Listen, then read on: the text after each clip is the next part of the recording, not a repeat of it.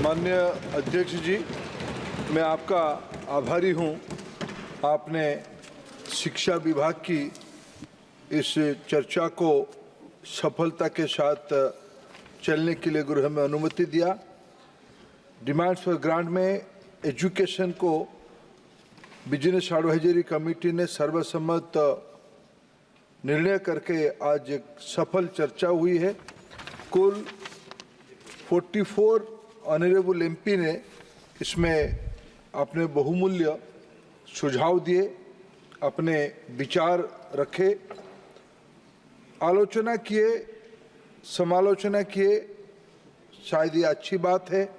प्रजातंत्र में सभी प्रकार के विचार संसद में चर्चा होनी चाहिए। आपने इस चर्चा को अनुमति भी दिया। अध्यक्ष जी, शिक्षा ऐसे एक विषय है, भारत में लगभग सभी परिवारों में इसकी संपर्क है। आंगनबाड़ी हो या राष्ट्रीय शिक्षा नीति में नए सिरे से सोचा गया बाल वाटिका की कल्पना हो या शहरों में प्ले स्कूल की कल्पना हो, उस आयु से लेकर हायर रिसर्च तक। अध्यक्ष जी, हायर रिसर्च क्यों? शिक्षा ऐसे एक विषय है, व्यक्ति जीवन की अंतिम क्षण तक विद्यार्थी बने रहता तो फायदा रहता है। इसलिए सभी लोग शिक्षा से जुड़े रहते हैं। और भारत जैसे देश में जिसकी आधार ही शिक्षा, अगर भारत की सभ्यता को हमें अगर मूल्यांकन करना है, इसकी क्या क्या खूबियां हैं, अनेक खूबियों में अगर सबसे पहला खूबी कोई आएगी तो भारत की शिक्षा व्यवस्था आएगी, जिसके कारण भारत में संस्कार, भारत में परंपरा, भारत में नवाचार की एक निरंतर प्रक्रिया जारी रहा है। आज हम लोग इस सदन में सभी मान्यवर सदस्यों ने उसी स्पिरिट को आगे बढ़ाते हुए अपने अपने प्रजातांत्रिक अधिकार को रखते हुए सब अपने विचार रखे। मैं सभी को आभार प्रकट करता हूं। विशेष करके हमें अच्छा लगा इस सदन में जो पहले बार इस पक्ष से हो या उस पक्ष से हो, जो नए सदस्य आए हैं, उनकी मैं विचार सुन रहा था। सभी की विचार आदरणीय है, सभी के विचार बड़े उच्च कोटि के होते थे। सभी को मैं स्वीकार भी करता हूं। भले ही कुछ प्रतिपक्ष की नए सदस्य अपना मत फ्रैंकली रखे, शायद हमको उनको लगा कि हम उनको नापसंद करेंगे, लेकिन आप की अनुमति से मैं बड़ी विनम्रता से कहना चाहूँगा, ये सारे विचार में हम अच्छा ही क्या हो सकता है उसकी निश्चित रूप में मैं पहले आश्वस्त करता हूँ इस सदन को, निश्चित रूप में हम सभी विचारों को स्वीकार करेंगे और जो इस समाज और देश के लिए अच्छा होगा उसके लिए करेंगे। अध्यक्ष जी, पिछले दिनों में जिसके बारे में 29 तारीख को एक हम लोगों के लिए महत्वपूर्ण दिन गया, राष्ट्रीय शिक्षा नीति 2020 की 4 साल की हम जन्मदिन मनाए 29 जुलाई 2024 को। सभी ने भी कहा 34 साल के बाद देश में राष्ट्रीय शिक्षा नीति सामने आई। राष्ट्रीय शिक्षा नीति हमारी सौभाग्य है, इसी क्षण में राष्ट्रीय शिक्षा नीति का क्रियान्वयन भी देश में चल रहा है। इसकी कई सारे फीचर्स है। ये राष्ट्रीय शिक्षा नीति सिर्फ 60 पेज की एक पॉलिसी डॉक्यूमेंट नहीं है। ये भारत की नवनिर्माण के लिए, विश्व की नागरिकों की भाईचारा बढ़ाने के लिए, विश्व की सभी समस्याओं की समाधान की रास्ता आज के दिनों में भारतीय नागरिकों की दायित्व बनता है और उसमें राष्ट्रीय शिक्षा नीति उसकी अहम दार्शनिक तत्व है। ऐसे सर्वसम्मति से आज देश उसको स्वीकार करता है। इसको विमर्श के ऊपर आगे सामने लाया गया है। शायद संविधान सभा के बाद ये युवाओं की देश है, ये नेशन ऑफ यूथ है। शायद दुनिया में हमें अभी सौभाग्य मिला है, जितने दुनिया की आबादी है, युवाओं की जनसंख्या इन दिनों में भारत में सबसे ज्यादा है, जिस समय में हम इस राष्ट्रीय शिक्षा नीति को क्रियान्वयन कर रहे हैं। मैं पहले एक दो विषय क्लैरिफाई करूं और हाउस को आश्वस्त करूं कि पिछले दिनों में जितना वित्तीय प्रबंधन होता था, मैं एक तथ्य आपके सामने जिम्मेवारी के साथ कहूं, 2013-14 में शिक्षा के ऊपर, हाँ ये बात सही है, कोठारी कमीशन से लेके अभी की राष्ट्रीय नीति तक, शिक्षा नीति तक सभी ने आग्रह किया कि अच्छा होता कि अगर हम जीडीपी के 6 खर्चा करते। इसमें मैं भी स्वीकार करता हूं, मैं उसको समर्थन भी करता हूं। अध्यक्ष जी, 2013-14 में जीडीपी की 3.84 खर्चा होती थी। अभी तक जो लेटेस्ट जीडीपी के खर्चे यानी राज्यों के खर्चे को भी शामिल करना पड़ता है, इसकी कैलकुलेशन ऐसी होती है। जो अभी तक पब्लिक डोमेन में 2021 की एक्चुअल डाटा है, तब तक यानी हमारी सरकार के लगभग 7-8 साल के उपरांत उसकी वे 4.64 है। हम टुवर्ड्स 6% पहुंचेंगे, यह हमारा विश्वास है। जिस ढंग से देश की अर्थनीति की ग्रोथ हो रही है, जिस ढंग से हम एक $5 ट्रिलियन इकोनॉमी से लेके 2047 तक $30 ट्रिलियन की इकोनॉमी की कल्पना कर पा रहे हैं, इसमें कोई दो मत नहीं। अगर हम शिक्षा पे ज्यादा निवेश करेंगे तभी तो जाके हम उस लक्ष्य को पूरा कर पाएंगे। उस दिशा में मैं मानता हूं शायद सही प्रवास है। अभी अगर मैं और एक तथ्य आपके सामने रखूं, 13-14 में राज्य और केंद्र दोनों की मिला के सारे बजट को मैं आपकी पवित्र गृह में तथ्य रखूं, 4.3 लाख करोड़ रुपया खर्चा होता था, जो बढ़ के आज लगभग 9.19 लाख करोड़ रुपया हो चुका है। ये एब्सोल्यूट ग्रोथ है, नेट ग्रोथ है।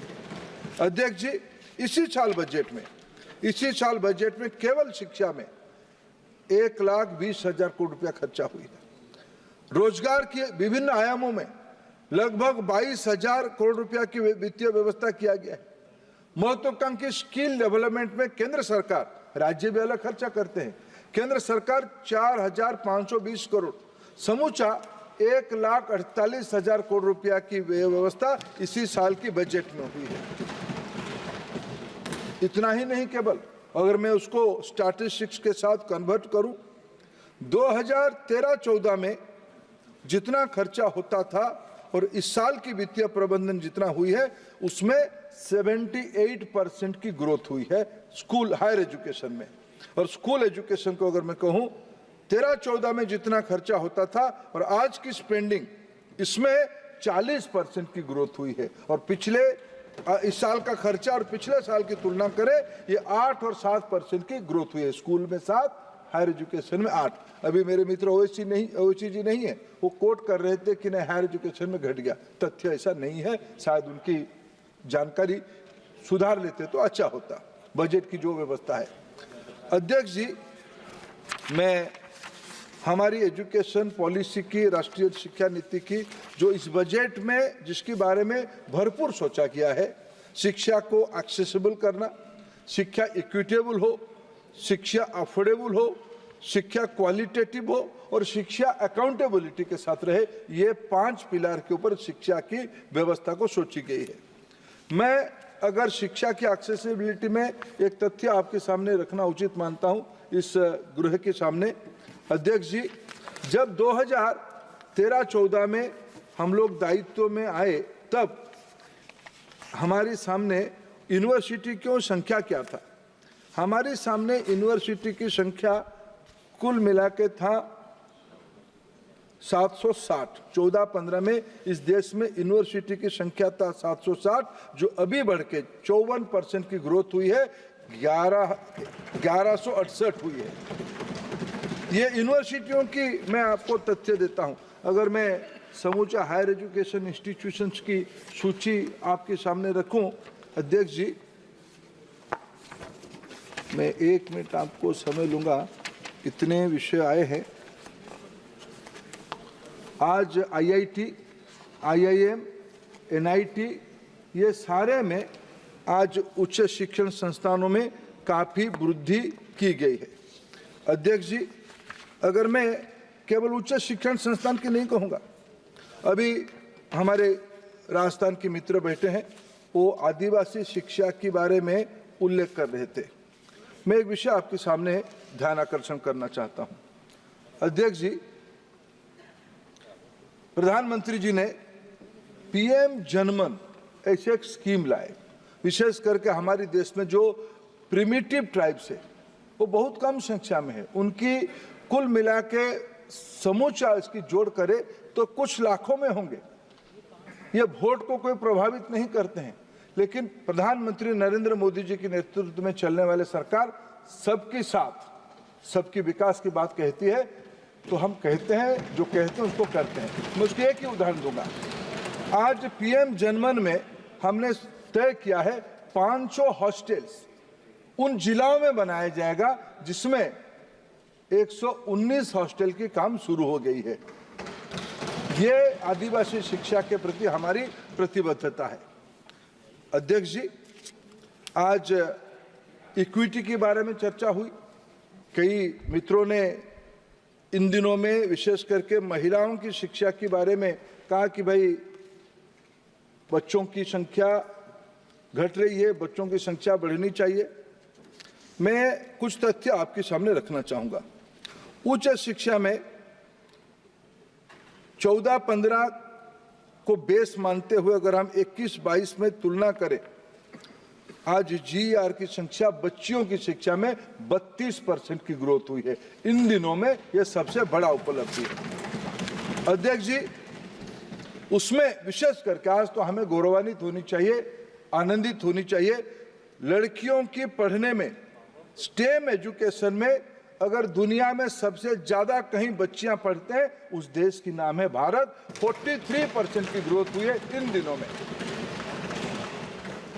एससी स्टूडेंट में 44% राइज एससी स्टूडेंट में हुई है, और उसमें से भी 51% एससी गर्ल स्टूडेंट में हुई है। आज के दिनों में एससी गर्ल स्टूडेंट्स की पढ़ना बढ़ी है। एसटी स्टूडेंट्स में 65% की राइज हुई है, और उसमें 80% फीमेल स्टूडेंट्स बढ़े हैं इन दिनों में। ओबीसी स्टूडेंट्स में 45% की राइज हुई है, और उसमें महिलाओं की संख्या 49% बढ़ी है। अध्यक्ष जी, मैं इंस्टीट्यूशंस की बात कह रहा था। 2013-14 में central university, IIT, IIM, NIT, triple IT, आइजर, IISc जैसे संस्था 115 होते थे। देश की आजादी के उपरांत इतने दिनों में 7 दशक के बाद 115 इंस्टीट्यूशन, प्रधानमंत्री नरेंद्र मोदी जी के नेतृत्व में लगभग उससे 50% की ग्रोथ हुई। 42 नया इंस्टीट्यूशन खुले हैं, 157 इंस्टीट्यूशन आज देश में काम कर रहा है।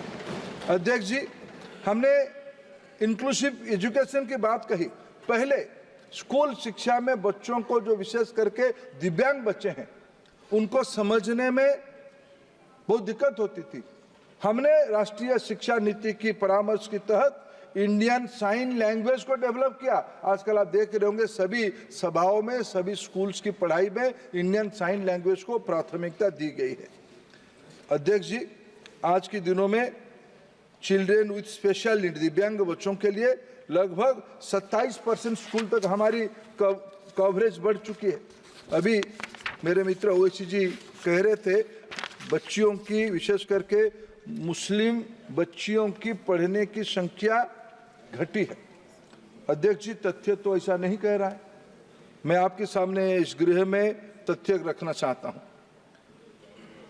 यूडाइस की रिपोर्ट के तहत जो स्कूली शिक्षा की एक आकलन करता है, इसमें प्राइमरी और अपर प्राइमरी में जो ट्रांजिशन होती है क्लास 5 to 6, इसको सर ट्रांजिशन एक रेशियो हम ट्रांजिशन रेट निकालते हैं। आज देश की स्टैंडर्ड 5 से 6 जाने में नेशनल एवरेज है 93.2, और मुस्लिम बच्चों के अंदर इस रेट की संख्या 89.3, ये लगभग नेशनल एवरेज की नजदीक है। अपर प्राइमरी टू सेकेंडरी जाने में, यानी 8 से 9 जाने में नेशनल एवरेज है 88.8, मुस्लिम स्टूडेंट्स के बीच में है 82.2। सेकेंडरी टू हायर सेकेंडरी जाने में नेशनल एवरेज है 78.4, मुस्लिम स्टूडेंट्स में 70.4। मेरे मित्र, बड़े विद्वान मित्र है ओवैसी जी और बाकी कई मित्रों ने कहा, देखो मुस्लिम समाज में डर पैदा मत कराओ। ये सरकार, मैं नई सदस्य आई है इकरा हुसैन, उसकी सोशल मीडिया में खूब चीज इन दिनों में मैंने उसको देखा है। आज उसकी भाषण भी मैंने, आदरणीय सदस्य की भाषण मैंने सुना। मैं आपकी अनुमति लेके एक लघु मंतव्य दूंगा। बहुत अच्छी बोली। मैं सोच रहा था जब मन से बोल रही थी ठीक बोल रही थी, जब पार्टी वाला चीज आ जाता था थोड़ा भ्रमित हो जाती थी, लेकिन अच्छी बोली, उनको बधाई। मैं बताना चाहता हूं, अभी कहा गया कि मुस्लिम को क्यों आप ऐसे देखते हो। अध्यक्ष जी, देश के प्रधानमंत्री नरेंद्र मोदी जी को सौभाग्य मिला, उनके निर्णय के कारण अलीगढ़ मुस्लिम यूनिवर्सिटी की गठन 1875 में हुई। इतने दिनों में अलीगढ़ मुस्लिम यूनिवर्सिटी में पहला महिला वाइस चांसलर की भी नियुक्ति हुई तो इन दिनों में हुई, जिनका नाम प्रोफेसर नीलिमा खातून। उसी यूनिवर्सिटी में पढ़ी हुई, साइकोलॉजी में पीएचडी की थी। उसी एक जाने माने प्रोफेसर को इसी सरकार के दौरान योग्यता के आधार पे, खैरात नहीं, किसी की अभी कहा जाता था भाई आप आरएसएस के लोगों को ले आते हो, ऐसा नहीं, ये कोई आरएसएस की है नहीं। योग्यता के आधार पे मुस्लिम महिला बढ़ती है, हमें सभी को नाज होनी चाहिए, गौरव होनी चाहिए। इस सरकार ने निष्पक्ष हमारी कोई भेदभाव की भावना नहीं है। आपकी एक दृष्टिकोण है, आपकी एक चश्मा है डराने का, भय पैदा करने का, आपके कुछ उद्देश्य होगा, लंबे समय चलने वाला ये सब चीज नहीं है। जावेद भाई आप मेरे प्रिय हो, आप बैठो। नहीं, जावेद भाई भी मेरे प्रिय है सर। अभी अध्यक्ष जी, देश में गुणात्मक शिक्षा सभी की दायित्व है। पहले अभी किसी सदस्य ने कहा कि भाई ये 6 साल के बच्चों को आप पढ़ाते हो, बाकी उसके पहले क्या होगा। पहले क्या होता था अध्यक्ष जी, 10+2 की मॉडल था। 10वीं तक पढ़ेंगे, फिर 11, 12, 12वीं तक जाएंगे, ये स्कूल की पीरियड था। मैं मानता हूं राष्ट्रीय शिक्षा नीति भविष्य की आवश्यकता को देखते हुए एक महत्वपूर्ण फैसला किया है। अभी पैटर्न होगा 5+3+3+4, यानी ये 15 साल हो गए, 12 साल अभी 15 साल हो गए। क्यों? क्योंकि आयु, अभी वैज्ञानिक साइकोलॉजिस्ट ने और विशेषज्ञों ने यह कहा कि बच्चा आयु 8 तक पहुंचते पहुंचते उसके मानसिक विकास की 85% पूर्णांग हो जाते, 85% ब्रेन डेवलप हो जाते बाय ईयर ऑफ 8। यानी अगर हम उसको क्लास 3 में एक शिक्षा की वातावरण में पढ़ने, नाच गाने के माध्यम से, खिलौना के माध्यम से, कहानी के माध्यम से उनको हम कुछ प्रशिक्षण में जोड़ेंगे, कुछ एक अनुशासन में जोड़ेंगे, तो उनके मानसिक विकास अच्छा होगा। इसीलिए सरकार ने राष्ट्रीय शिक्षा नीति की रिकमेंडेशंस को पालन करते हुए बाल वाटिका की कल्पना किया है। बाल वाटिका 1, 2, 3, फिर 6वीं आयु 6 से क्लास 1 शुरू होगी। सर, ये इसके कारण हमारी बच्चों की क्रिटिकल थिंकिंग पावर आने वाले दिनों में बढ़ने वाला है। ये काम देश में शुरू कर दिया गया है। PM3 के बारे में अनेक माननीय सदस्यों ने उल्लेख किया। PM3 14,500 स्कूल्स, 27,360 करोड़ रुपया व्यय के अंदर, इसको आने वाले दिनों में कई राज्यों में इसकी क्रियान्वयन शुरू हो गया है और आने वाले दिनों में उसको तेजी लाया जाएगा। अध्यक्ष जी, इन दिनों में महिला शिक्षक और शिक्षिका की संख्या में इंक्रीज हुई है। 13-14 में देश में महिला टीचर्स की संख्या 38.25 लाख होते थे, ये लगभग आज 48.76 लाख हो गए। पूरा टीचर संख्या की लगभग आधे तक हो गए। इस सरकार ने, कई सदस्यों ने, माननीय सदस्यों ने सुझाव दिया कि जब तक शिक्षकों की कैपेसिटी नहीं बढ़ेगी तब तक ये सारे चीज कैसे होगा। इस सरकार ने 613 डाइट है जिलाओं में। मौजूदा शिक्षकों की कैपेसिटी बढ़ाने के लिए, डाइट को सेंटर ऑफ एक्सीलेंस करने के लिए भारत सरकार की ओर से समग्र शिक्षा में वित्तीय प्रबंधन की व्यवस्था किया है। ऐसे ही हायर एजुकेशन में शिक्षक की कैपेसिटी बढ़े, टीचर्स ट्रेनिंग सेंटर्स बने। मालवीय मिशन के नाम पे देश में 117 टीचर्स कैपेसिटी के लिए नया सेंटर्स खोले गए। National professional standard of teachers के लिए SOP निकाला गया है। अध्यक्ष जी, अभी के समय में टेक्नोलॉजी एक महत्वपूर्ण विषय है। टेक्नोलॉजी हम लोगों की जिंदगी का अहम हिस्सा बन चुका है। पीएम ई विद्या के तहत देश में डेडिकेट भाषा आधारित टीवी चैनल के माध्यम से दीक्षा, स्वयं प्रभा, समर्थ ऐसे टेक्नोलॉजी प्लेटफॉर्म के माध्यम से शिक्षा को अकाउंटेबल कराने। सरकारी स्कूलों में, मैं जब कहता हूं ये सरकारी स्कूल्स के बारे में कहता हूं, सरकारी कॉलेजेस के बारे में कहता हूं। अध्यक्ष जी, अकाउंटेबिलिटी के लिए हम लोगों ने अनेक नए उपक्रम शुरू किए हैं। आज आवश्यकता है एनईपी की कुछ थ्रस्ट एरिया है। अगर मैं उसमें दो चीज उल्लेख करूं, हमारी शिक्षा को धीरे धीरे डिग्री बेस्ड एजुकेशन से कॉम्पिटेंसी बेस्ड एजुकेशन की ओर लेके जाना पड़ेगा। शिक्षा और तालीम दोनों परिपूरक है। शिक्षा जितना महत्वपूर्ण है, तालीम उतना ही महत्वपूर्ण है। स्किल्ड नहीं होंगे तो अभी के समय में जो दुनिया की परिवर्तन हो रहा है, हमारे बच्चे पिछड़ जाएंगे। इसको ध्यान में रखते हुए 6वीं श्रेणी से, क्लास 6 से स्किल एजुकेशन को, वोकेशनल एजुकेशन को और आधुनिक skill, AI, robotics, VR, AR, blockchain, इस प्रकार की शिक्षा से लेके जिसमें रोजगार मिल पाएगा, एंटरप्रेन्योरशिप बढ़ पाएगा, ऐसे स्किल्स की प्रमोशन की कल्पना की गई है। अध्यक्ष जी, अटल इनोवेशन मिशन ये इस सरकार की एक नई उपक्रम है।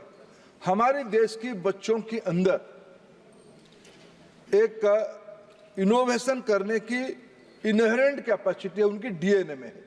भारत की बच्चा कुछ भी हाथ में आएगा उसमें से कुछ बनाने की दक्षता रखती है, ये कई बार प्रमाणित हुई है।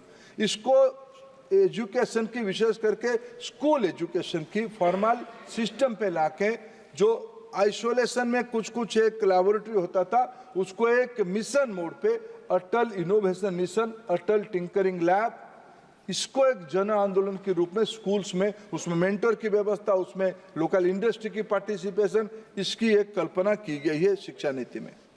अध्यक्ष जी, सरकार ने थ्रस्ट दिया है रिसर्च एंड डेवलपमेंट। हमारे देश में नेशनल रिसर्च फाउंडेशन की गठन किया गया है। माननीय प्रधानमंत्री उसकी स्वयं नेतृत्व कर रहे हैं। अध्यक्ष जी, हमारे देश में इंडस्ट्री, एकेडमिया और पॉलिसी मेकर, ये तीनों लोगों की नेटवर्क ठीक से हो, इसलिए कल भी मैंने राज्यसभा में चर्चा करते हुए एक विशेष विषय में राज्यसभा ने रुचि लेकर चर्चा किया, प्रोफेसर ऑफ प्रैक्टिस। समाज जीवन के अनेक प्रमुख लोगों को पढ़ाने की अपने एक दायित्व मानते हैं, उनको फॉर्मल एजुकेशन सिस्टम पे लेके आना, टाइम बाउंड पीरियड के लिए लेके आना, अनुरोध करके लेके आना, ये इस सरकार की एक रणनीति बनी है। हमने इस पे जोर दिया है। अध्यक्ष जी, शिक्षा को जैसे फ्यूचरिस्टिक बनाना है, वैसे ही शिक्षा को जड़ से जुड़ के भी रखना पड़ेगा, रूटेड करना पड़ेगा। इसकी मूल लिंक होगा भाषा। मैं आपको बड़े विनम्रता के साथ कहूं, अभी की राष्ट्रीय शिक्षा नीति और विशेष करके माननीय प्रधानमंत्री जी की आग्रह के कारण उनकी वक्तव्य को मैं उद्धृत करना चाहूंगा। हमारे देश में भाषा को लेकर कई प्रकार के विमर्श हुए हैं। मोदी जी की सरकार इस विषय में स्पष्ट है, भारत की सभी भाषा राष्ट्रीय भाषा है।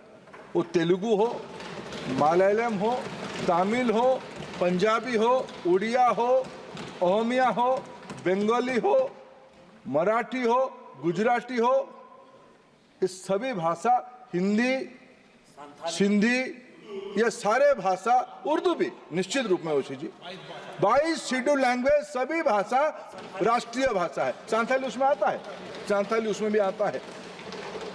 राष्ट्रीय शिक्षा नीति की स्पष्ट मानना है, बच्चा अगर क्लास 5 तक अपने ही मातृभाषा या अपनी स्थानीय भाषा में पढ़ेगा, तब उसकी क्रिटिकल थिंकिंग की शुरुआत होगी। क्लास 8 तक उसमें मातृभाषा में पढ़े तो अच्छा है, लेकिन क्लास 5 तक पढ़े, ये उसकी एक प्रकार से प्रमुख रिकमेंडेशन है। मैं इस सदन को आपके माध्यम से निवेदन करना चाहता हूं, हमारे देश की बच्चों को वैश्विक नेतृत्व लेने के लिए, ग्लोबल लीडरशिप के लिए, ग्लोबल रिस्पॉन्सिबिलिटी के लिए अगर ज्यादा बच्चे इनोवेटर बनेंगे, ज्यादा बच्चे वेल्थ क्रिएटर बनेंगे, एंटरप्रेन्योर बनेंगे, तब जाकर हम एक बड़ा सुपर पावर बन पाएंगे। इसीलिए हमारी भाषा को महत्व देना इस शिक्षा नीति की एक प्रमुख उद्देश्य है। इन दिनों में बहुत सारे लोकल लैंग्वेज के बारे में भारत सरकार ने प्राइमर बनाया है, 2 भाषी बनाया है। आज तक भारत की 77 स्थानीय भाषा पे भारत सरकार की एनसीईआरटी ने प्राइमर्स बनाया है।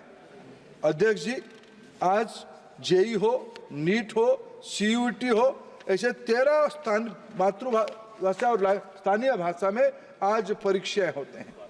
अभी कई सारे मित्रों ने एक वितर्क को, या उसको कैसे कहूँ, उस शब्द को मैं शायद मेरे पास शब्द नहीं हो रहा है, अभी बड़े आक्रामकता के साथ सभी ने कहा कि भाई आप चीज़ों को एक आइडियोलॉजिकल एंगल से दिखते हो। ऐसा नहीं अध्यक्ष जी, हम भारत की ज्ञान परंपरा आधारित हमारी शिक्षा बने। मैं इस सदन में एक विषय को फिर कई बार दोहराया हूँ, आज भी आपकी अनुमति से दोहराऊंगा। हम सभी लोगों को एक चीज़ को भूलना नहीं चाहिए। 1835 में जब भारत की उस समय के एक प्रशासक जो शिक्षा देखते थे, मैकॉले, ब्रिटिश पार्लियामेंट में क्या भाषण दिए थे? उन्होंने कहा था कि भारत एक अद्भुत देश है, भारत को ऐसे जीता नहीं जा सकता है। भारत में कई सारे विषयों में मूलभूत धारणाएं कुछ अलग है। जब तक हम उसकी संस्कृति को मटियामिट नहीं करेंगे, उनको अगर जमीन तक नहीं लेके आएंगे, तब तक भारत को जीतना संभव नहीं। इसलिए भारत की शिक्षा व्यवस्था को हमको नष्ट करना पड़ेगा, एक पाश्चात्य ढांचा को हमारे ऊपर थोपना चाहिए, ऐसा मैकॉले का रिकमेंडेशन है। इसीलिए आज हमारी मान्यता है, हमें 21वीं सदी में भारतीयता के ऊपर, मैं अगर अनुमति दूं तो मेरे बहन कानीमोझी जी स्मित हास्य कर रहे हैं, मैं उनको कहूं भारतीयता का अर्थ क्या है? तिरुकुरुर को सभी भाषाओं में कानीमोझी पढ़ाना मेरे लिए भारतीयता है। शायद आप उसमें सहमत होंगे। तिरुवल्लुर की साहित्य को देश भर में ले जाना, शायद ये मेरे लिए भारतीयता है। मैं अध्यक्ष जी श्री अरविंदो को, इससे तो खुश हो जाएगी, दूसरे आपने बोल दी ना तो नाराज हो जाएगी। सर मैं अध्यक्ष जी, वास्तव में कोई भेद है नहीं है, भेद तो है राजनीतिक कारण से। Doing that, honourable member, you must know we are exactly doing that. मैं अभी श्री अरविंदो जी को कोट करना चाहता हूं। मेरे मित्र ओवैसी जी भी आ गए, अच्छा लगा, ओवैसी जी के साथ थोड़ा रहने से अच्छा लगता है। श्री अरविंदो कहते हैं शिक्षा के बारे में, education should be in accordance, Shri Aurobindo ji को मैं कोट करता हूं, education should be in accordance with the needs of modern life, but include the core ideas and method of ancient education। अध्यक्ष जी, इसमें क्यों चिंता होनी चाहिए? किसमें क्या आइडियोलॉजी है? अगर मैं तिरुकरुर की बात कहूं, अगर मैं तिरुवल्लुर की बात करूं, अगर मैं श्री अरविंदो की वैश्विक कल्पना को सामने रखूं, ये तो कोई आइडियोलॉजी नहीं है। नहीं, एक बात बताइए, कोई भी दल की सरकार आइडियोलॉजी से आती है ना, विचारधारा को लेकर चलते हो ना।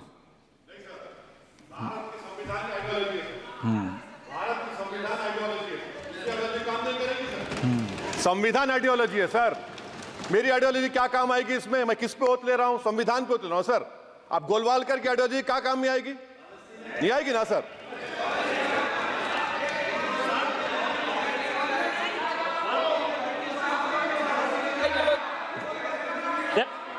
हाँ, आप बोलिए निशिकांत जी। सारी पॉलिटिकल पार्टी अपना मैनिफेस्टो, घोषणा पत्र लेके जनता के सामने जाती है और जनता विचारधारा के आधार पर उसको वोट करती है और उसी को इम्प्लीमेंट करना उस सरकार का काम है जो उस विचारधारा। और हम संविधान को मानते हैं, यही कहते हैं, संविधान में सभी पॉलिटिकल पार्टी की आस्था है, इसीलिए वो रजिस्टर्ड पॉलिटिकल पार्टी है। इसीलिए संविधान अलग है, आइडियोलॉजी अलग है। जो विषय रख रहे थे मंत्री जी, राजनीतिक आइडियोलॉजी की बात कर रहे थे। रामजी लाल वर्मा जी, आपके कुछ कह रहे थे?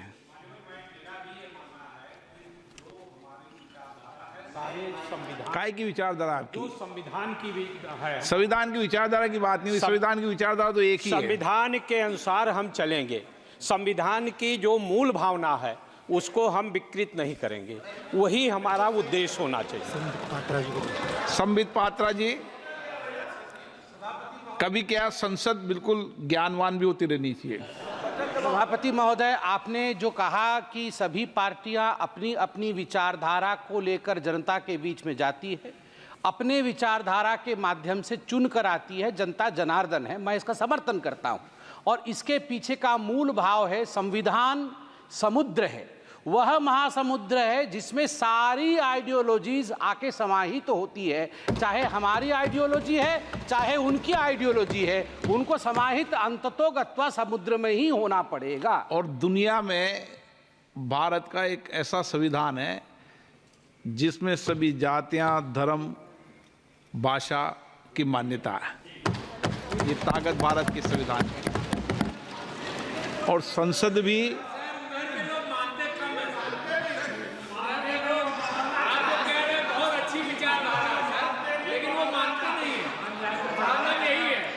माननीय मंत्री जी,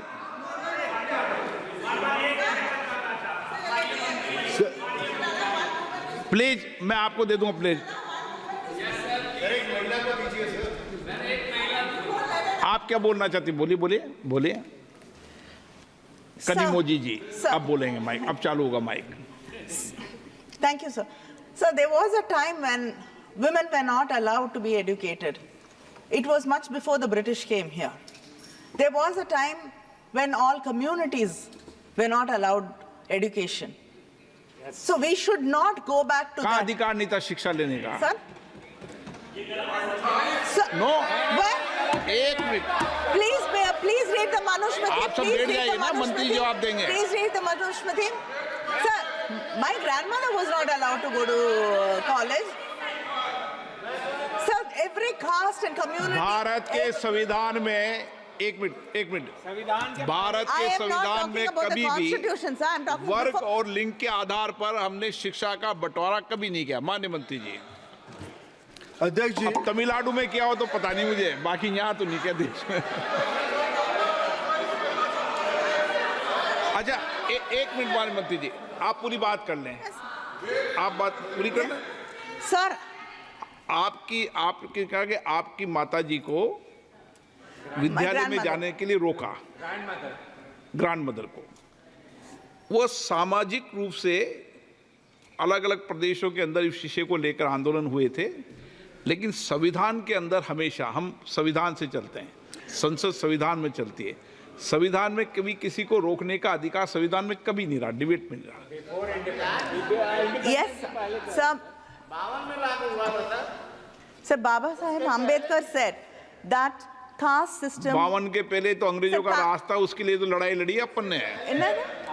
Sir, caste system is not the division of labor, but it's a division of laborers. So we should remember that. I am not saying today we are not, the house doesn't run on constitution, but there were days when caste system was the rule of the land. Yes. We cannot go back to that. Today, social justice is what the constitution upholds. And that is what I'm talking about. Arjun Meghwal जी, करो तो।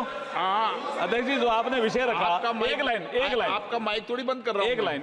एक line में मैं कहता हूं कि राजनीतिक दल विचारधारा पर आधारित बने हैं, बनते हैं। संसार में शासन संविधान के अनुसार चलता है। ओके, माननीय मंत्री जी, अब बैठ जाइए, आप बैठ जाइए। अध्यक्ष जी, आपकी प्रति आप परंपरा की अध्यक्ष जी, आप परंपरा की नई मिसाल भी खड़ा कर रहे हैं।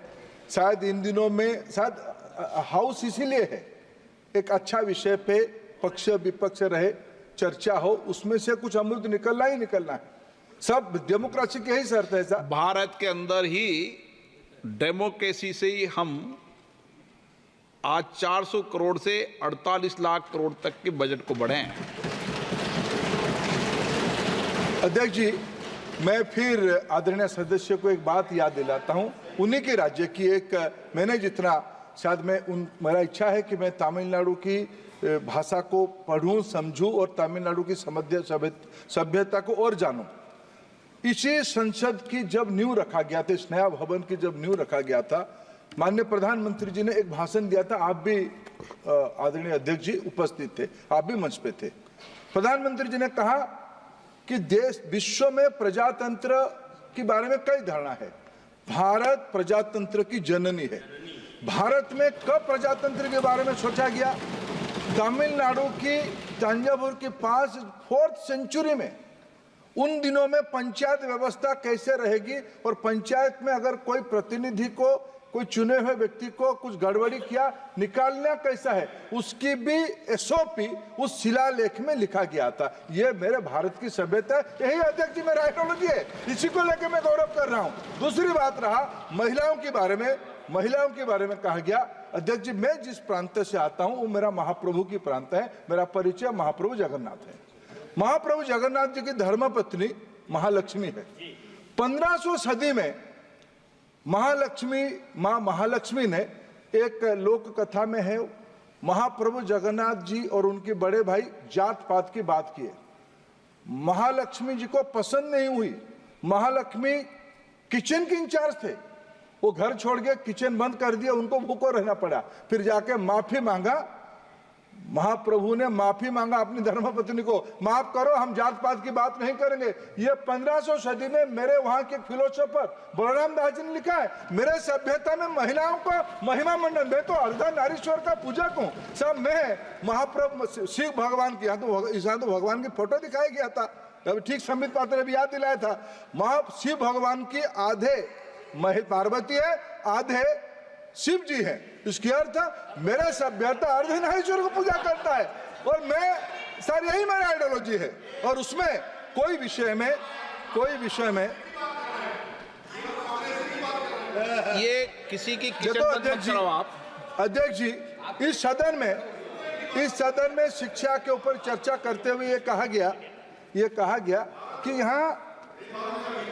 यहाँ आपको बाद में पता चला, नो, देश के लिए मिले हैं। देखो, हम तो देश के विकास करने के लिए आपको तो नेता बनाना चाहते हैं, आप आगे बढ़ो, इसकी चिंता मत करो। देश को आगे ले जाने के लिए हम किसी के हमारी भाई, आपके मन में विद्वेष है, आपके मन में असूया है, आपके मन में असहिष्णुता है, मेरे मन में कुछ नहीं है, मेरे नेता के मन में कुछ नहीं है। हम ऐसे बिरादरी के लोग हैं, देश को आगे बढ़ाने के लिए कुछ भी करेंगे। आदरणीय लालजी वर्मा साहब। हाँ बोलिए ओबीसी जी।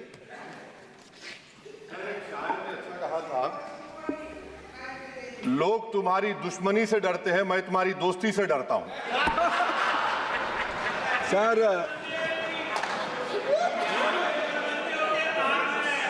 सर हम घूमते यही तो सदन है।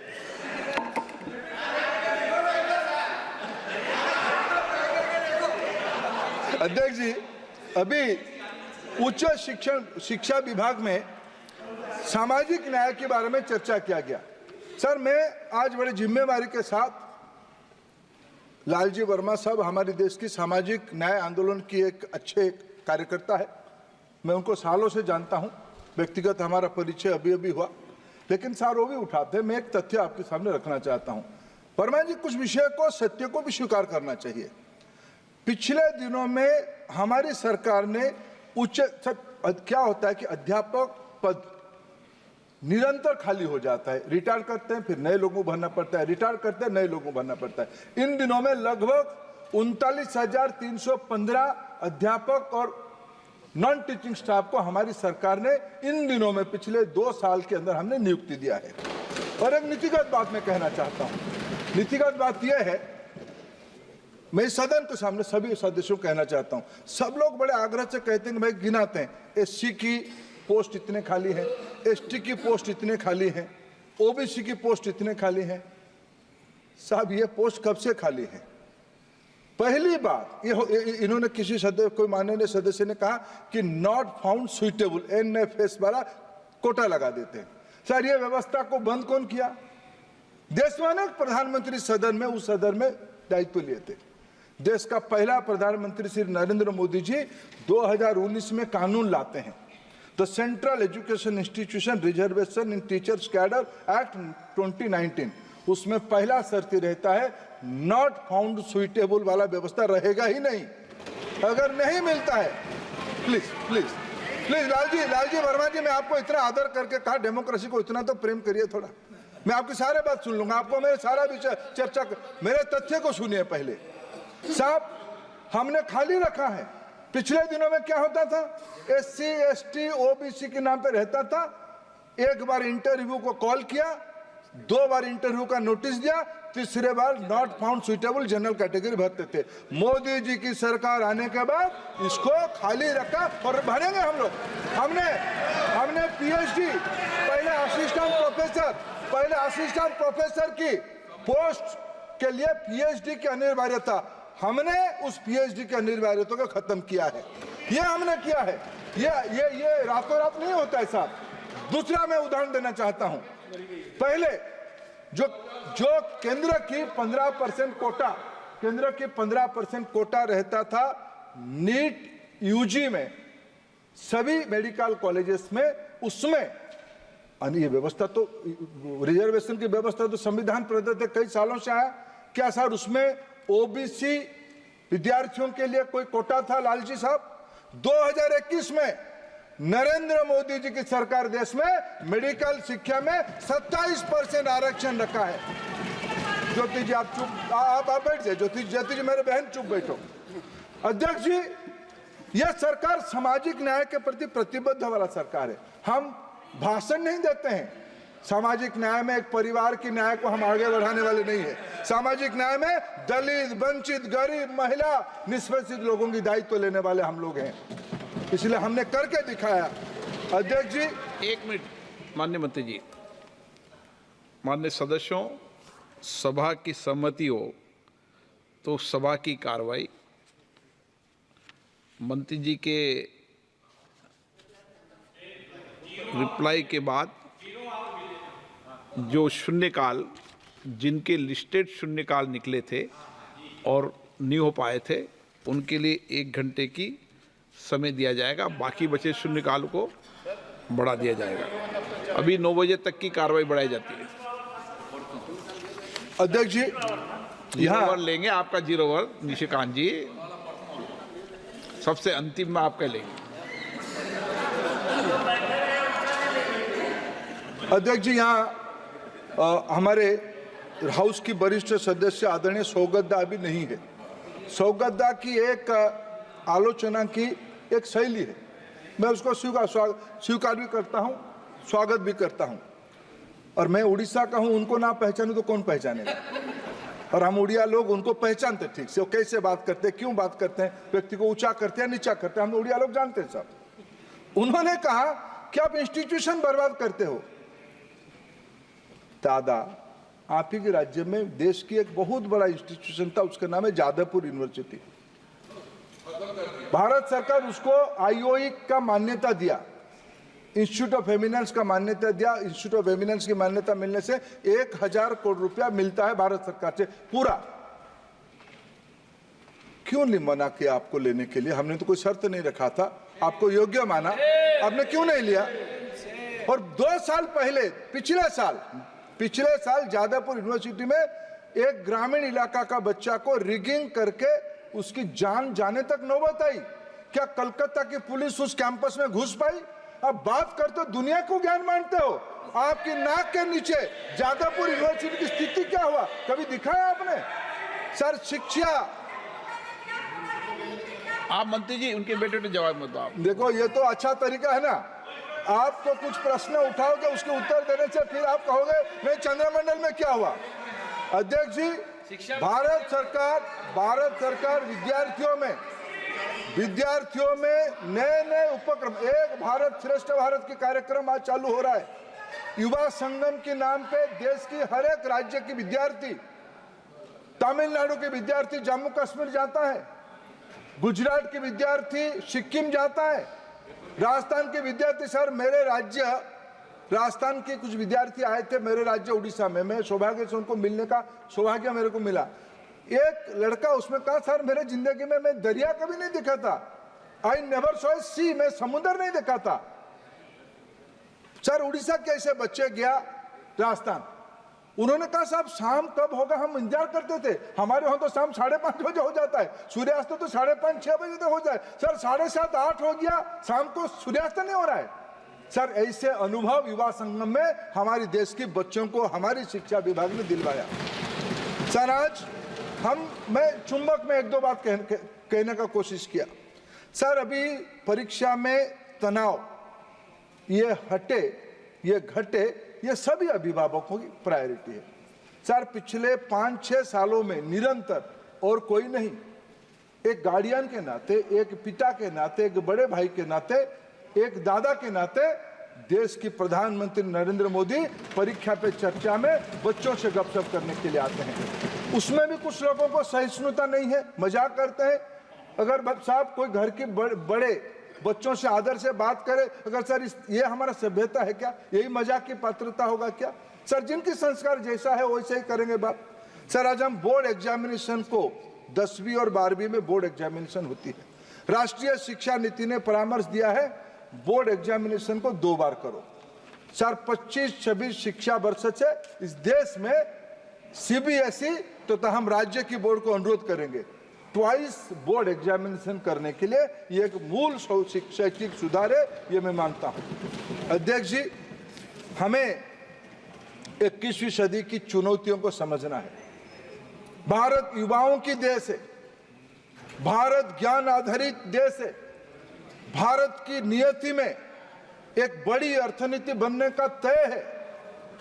भारत सिर्फ अपने के लिए सोचने वाला देश नहीं है, विश्व बंधु की कल्पना की देश है भारत। राष्ट्रीय शिक्षा नीति 2020 और इस बार की वित्तीय प्रबंधन उस दिशा में एक बड़ी कदम है। मैं विनम्रता के साथ आपका आभार प्रकट करता हूं। ऐसे महत्वपूर्ण विषय में सभी माननीय सदस्यों का आलोचना, परामर्श, समालोचना सभी को आपने स्थान दिया। बहुत बहुत धन्यवाद।